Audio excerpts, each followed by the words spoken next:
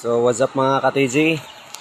So it's me again, Nilcarps Visitigan. So ngayon i-update ko lang tong 7 na unit. So 3 sniper at saka 4 na M4A1. So itong sniper type may available po isa dyan. So baka may gusto. So PM na lang kayo. Ilagay ko sa comment section yung FB account ko. Doon na lang kayo mag PM, no. Yan po. So ito medyo bubuo na. So may ano pa, kadugtong pa siya dito.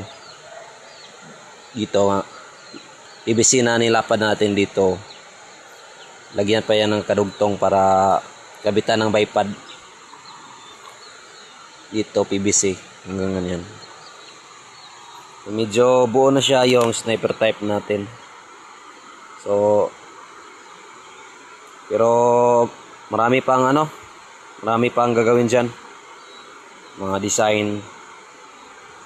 Pero medyo buo na siya.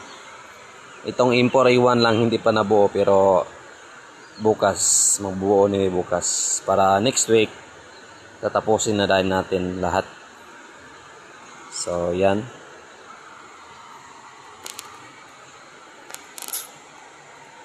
At 4 na M4A1. So yung natin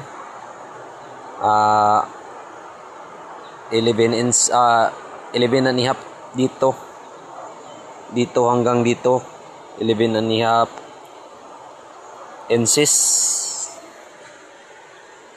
50mm po ito, 50mm yan.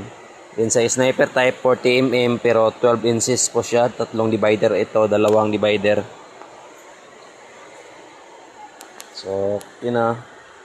So yan po yung update natin mga ka-TG, no? Sa mga owners nito, hintay-hintay lang po tayo mga sir, kay medyo busy talaga. Marami kasi. So 6 yung sold dito. Then yung isa nito is available pa. So baka may gusto dyan.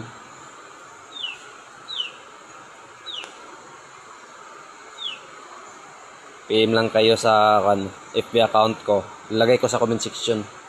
So yan lang po. Salamat.